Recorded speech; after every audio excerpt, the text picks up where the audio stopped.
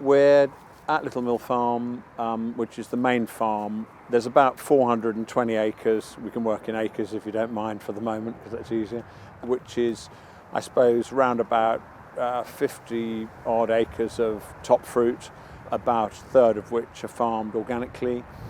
The remainder of the farm is arable, grassland and woodland, shaves, ditches, shores.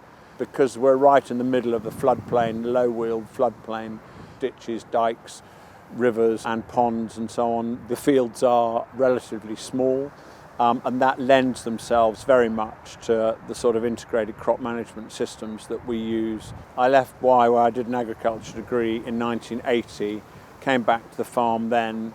I looked at perhaps converting some of the old orchards with older varieties which lent themselves to organic production. That coincided with East Malling starting to look very closely at integrated fruit production. There were two main species of predator that dealt with two very difficult pests. One is in apples, which is the fruit tree spider mite. That is controlled very successfully by Typhlodomus pyrrhi, an indigenous predatory mite. And the other was pear sucker. That's controlled by anthocorids, which again are indigenous in the UK. And if you create the right environment in the surroundings to the orchards, you can have a very good populations of those. I think it's fair to say that since we started doing that in the late 80s, we've not sprayed once for either pest. All of them are completely controlled using those species. The other thing critical to orcharding and in fact any flowering crop is pollination. A lot of the splash and burn chemistry was taking out pollinating insects. The best tend to be bumblebees and also solitary bees. We did some work last year. We were one of the sites that Reading University used in some field work to look at solitary bees in orchards and their pollinating. In the early 2000s, the software and automated weather stations became available to begin to predict the development of disease in top fruit, particularly apple scab. It's a hugely successful disease and very destructive.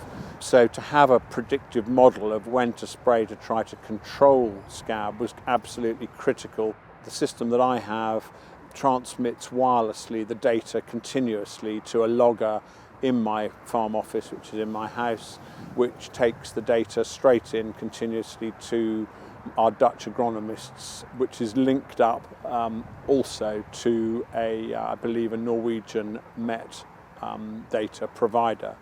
It's a combination of the prediction and the actual that meet at any point in time.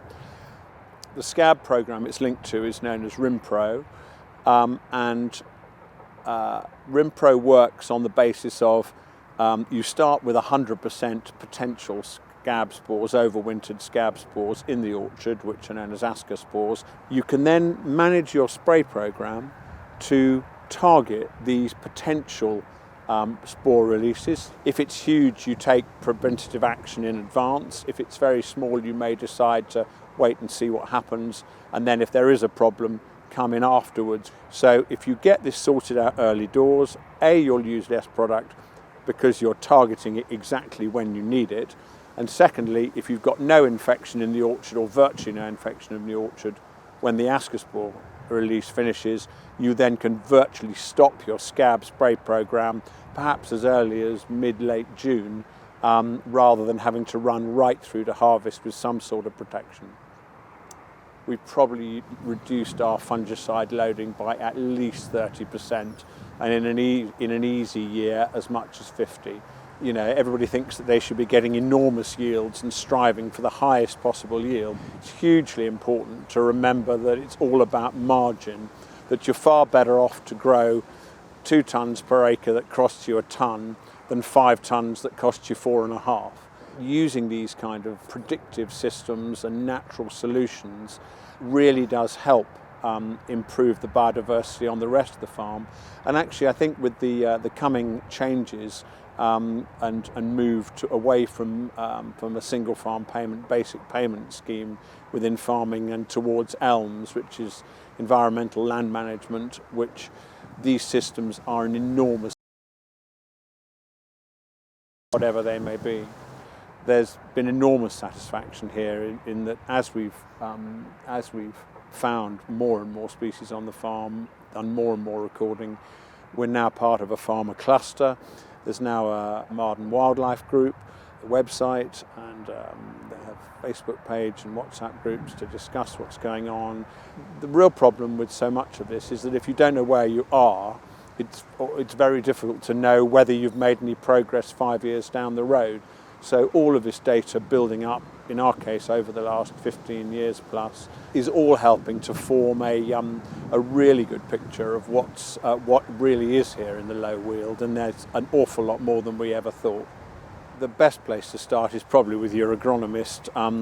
Start to really pick his brain or her brain, because know about all these kind of things. Ask the difficult questions of anybody you come across, including your fellow farmers if you can. When you're walking the dog or going for a stroll, really keep your eyes open, look at what's happening in the hedges, watch which flowers are coming out, watch what insects are buzzing around. Learn a bit more about the natural world if you can, because the more you feel what's going on in your orchard, the more accurate you're likely to be, and the more easily you'll understand the management support systems such as RimPro that will work in your favour.